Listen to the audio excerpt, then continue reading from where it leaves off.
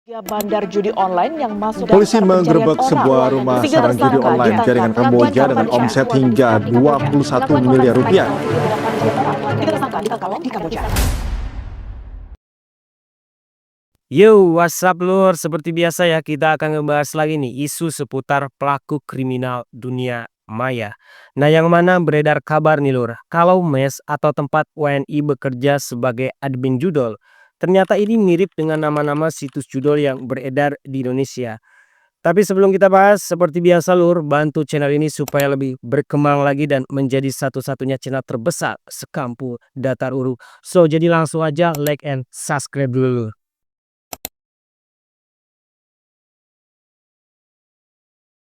Kayaknya bukan rahasia umum lagi ya lur, kalau wilayah di kota Sihanoukville, Kamboja ini menjadi tempat para pelaku judoli. Nah, wilayah ini menjadi tempat tenaga kerja asal Indonesia yang dipekerjakan di berbagai platform judi online atau judol ini. Nah, di sana juga terdapat sejumlah tempat tinggal sementara atau mes yang dikhususkan bagi para pekerja asal Indonesia. Fun fact-nya lur, menurut portal berita Tempo.co, nama-nama mes tersebut memiliki nama yang mirip nih dengan situs judi online yang akhir-akhir ini beredar di Indonesia. Nah ini berdasarkan pengakuan dari salah satu WNI yang pernah bekerja di situs judi online ini lur. Nah dia ini bernama Teddy, ini nama samaran aja lur ya. Jadi Teddy ini merupakan mantan karyawan di salah satu perusahaan judi online yang beroperasi di Trimulya, Kamboja. Nah menurut pengakuannya nih lur, dirinya ini pernah tinggal di losmen yang berjarak sekitar 3 kilometer dari Trimulya. Kawasan itu ya sudah seperti pemukiman orang Indonesia aja lur. Di sana juga ada rumah makan Padang dan rumah makan dengan sajian khas Indonesia. Dari mie Aceh, soto ayam, pecel ayam, bakso hingga cilok ada lur di sana ya. Nah sementara untuk mes pekerja Indonesia di sekitar tempat ia bekerja, itu dinamai berbeda-beda lur. Ada yang bernama Mes Fortune, Mos Bos Pegas, dan Mes 388. Nah, apa kalian familiar atau pernah nemuin situs judul dengan nama-nama tersebut tuh? Kalau pernah, coba tulis di kolom komentar lah. Oke, kita lanjut. Tadi yang saat itu bekerja sebagai spesialis Search Engineering Optimization atau SEO spesialis di situs judi online. Dia ini ditugaskan memastikan situs judinya ini selalu berada di peringkat atas pencarian Google kayak gitu loh. Nah selain itu, tadi juga menyiapkan nama domain situs cadangan nih untuk berjaga-jaga ya kalau Kementerian Komunikasi dan Digital Indonesia membekukannya. Nah makanya situs web judul ini ya susah banget nih lur untuk bisa disetok. Lalu ada juga nih pria asal Bekasi, Jawa Barat lur.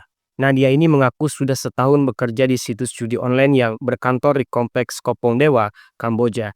Nah di sana lur, dia ini ditugaskan sebagai Customer Relationship Marketing sebuah perusahaan situs judi online yang mengelola belasan situs judi lur. Bahkan untuk pekerjaannya ini, dia mengaku digaji sebesar 18 juta per bulannya. Nah daerah Kopong Dewa ini mungkin dibilang lebih eksklusif ya dibandingkan Trimula tadi, yang mana berada di kawasan perkotaan. Nah, sementara untuk kompleks Kopong Dewa sendiri, ini dikelilingi lahan kosong. Bahkan orang asing dilarang masuk nih tanpa kartu anggota. Nah, terlepas banyaknya kasus korban pekerja di Kamboja ini, baik itu sebagai admin judol, scammer, atau tindak pidana perdagangan orang. Sebenarnya bagaimana nih Kamboja ini bisa menjadi sarang perjudian seperti sekarang ini? Benarkah kalau Cina ini adalah otak dari semua itu, lur? Oke, langsung aja kita bahas di bagian selanjutnya, lur.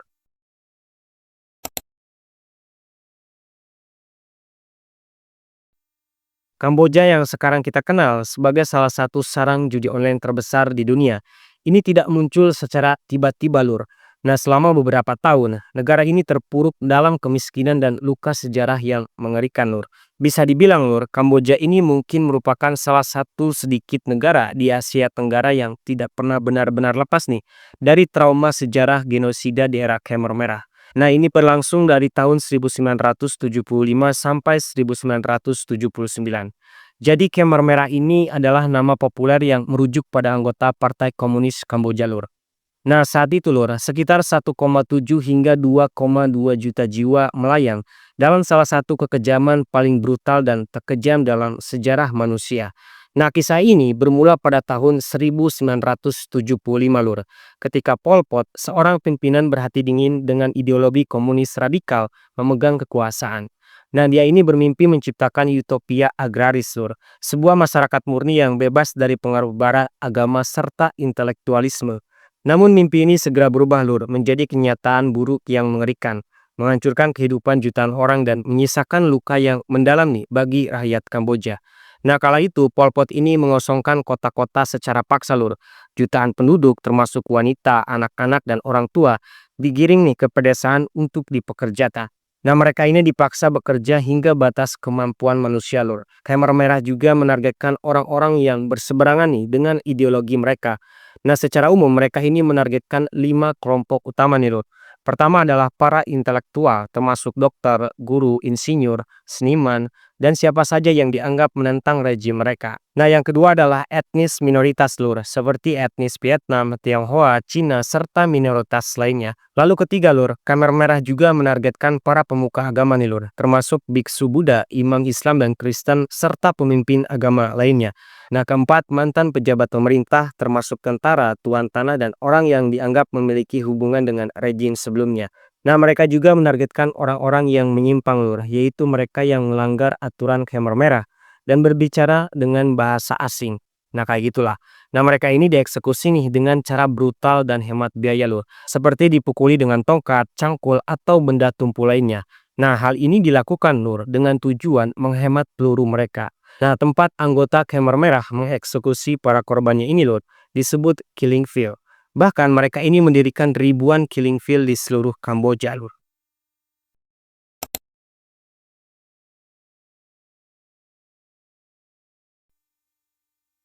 Pada tahun 1979 lur, Kamboja ini memasuki era baru. Nah, ketika itu ditandai dengan Vietnam yang menginvasi negara mereka dengan menggulingkan rejim Khmer Merah dan membentuk Republik Rakyat Kamboja. Nah, ini juga menandai berakhirnya genosida lur. Namun di satu sisi lur, ini memicu perang saudara baru yang melibatkan praksi-praksi politik yang berbeda. Nah, sebelum akhirnya pada tahun 1991 lur, ditandai dengan perjanjian perdamaian Paris. Akhirnya ini membuka jalan nih bagi pemilu dan pembentukan monarki konstitusional di Kamboja. Namun dampak dari peristiwa sebelumnya ini membuat Kamboja ini berada pada kerusakan yang parah loh. Bahkan hampir semua aspek kehidupan, mulai dari ekonomi, pendidikan hingga infrastruktur. Nah, ketika negara lain mulai berkembang dan bergerak maju, justru Kamboja ini malah sebaliknya lur dan nyaris terlupakan. Nah, agar bisa bangkit lur dari kondisi yang terpuruk ini, pemerintah Kamboja ini mengambil langkah berani lur dengan menerapkan kebijakan liberalisasi ekonomi. Nah, ini bertujuan untuk menarik investasi asing, Lur. Nah, tepatnya pada tahun 1995, Kamboja ini melegalkan aktivitas judi kasino untuk warga negara asing. Nah, ini mungkin awal perkembangan industri perjudian di Kamboja, Lur. Nah, sementara itu, untuk warga Kamboja sendiri sebenarnya ini dilarang berjudi, Lur, di kasino domestik. Nah, ini berdasarkan Undang-Undang tahun 1996. Oleh karena itu, pada awal tahun 2000-an, Kamboja ini masih memiliki salah satu GDP per kapita terendah nih di Asia Tenggara, yaitu hanya sekitar $300 per tahunnya, yang mana sebagian besar rakyatnya ini lur, masih hidup di pedesaan dan menggantungkan hidup mereka pada pertanian subsisten. Namun segalanya berubah drastis nih lur, ketika Cina melihat potensi besar yang dimiliki oleh Kamboja. Bukan dari sisi pariwisatanya lur, bukan juga dari sumber daya alamnya, melainkan dari sektor yang jauh dari sorotan, yaitu judi online.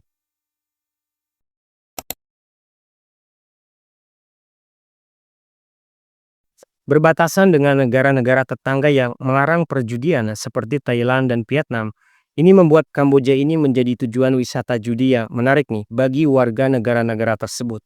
Nah, di samping itu, pemerintah Kamboja ini juga menawarkan insentif besar nih bagi investor asing di sektor perjudian, termasuk pajak yang rendah serta aturan hukum yang longgar.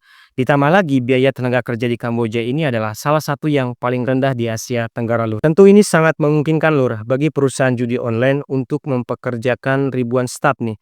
Mulai dari teknisi IT, desainer hingga customer service dengan biaya yang jauh lebih rendah ya daripada negara-negara lain.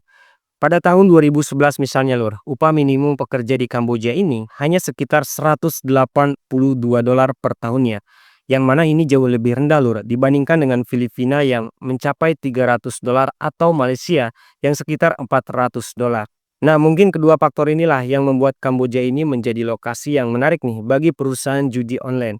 Bahkan tidak butuh waktu lama lur, kota pesisir seperti Sihanoukville yang sekarang terkenal sebagai surganya para pelaku judol, ini menjadi pusat perjudian yang dibiayai oleh para pengusaha Cina, Lur. Nah, daerah ini dengan cepat, Lur, berubah menjadi miniatur Makau dengan puluhan kasino megah yang menjulang di langit-langit kota. Bahkan pada tahun 2010-an, kota pelabuhan Sihanoukville menjadi pusat perjudian darat yang berkembang sangat pesat nih, Lur. Nah, kota ini mengalami ledakan investasi dari Cina nih, Lur, yang sangat tertarik pada potensi kasino dan perjudian online. Kebanyakan perusahaan Cina ini mendirikan kasino di wilayah ini, Lur, dengan tujuan untuk melayani pemain dari negara mereka, yang mana perjudian ya dilarang ya di Cina daratan. Nah, pada tahun itu saja terdapat 75 kasino, Lur, yang beroperasi di Kamboja dan menghasilkan pendapatan sekitar 29 juta dolar bagi pemerintah hanya dalam kurun 9 bulan saja, Lur.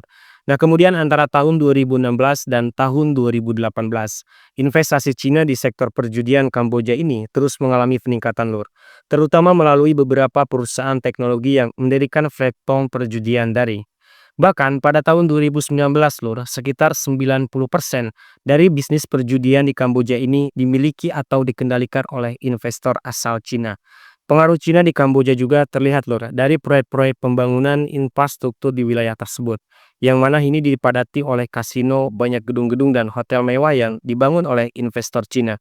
Nah, ini menunjukkan ya bahwa perjudian bukan hanya menjadi sarang bisnis, tetapi juga memberikan keuntungan signifikan nih, Lur, untuk sektor konstruksi di Kamboja ini.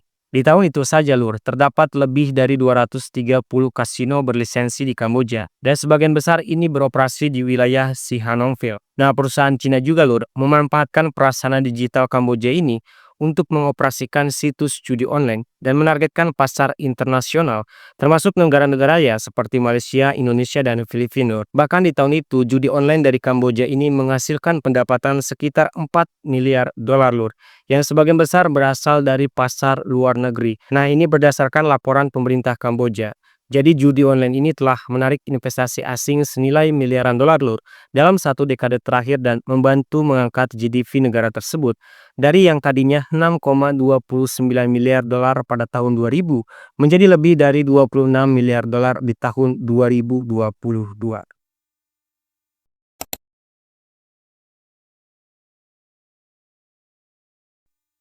Industri perjudian memang memberikan kontribusi yang signifikan nih terhadap pertumbuhan ekonomi di Kamboja, Lur.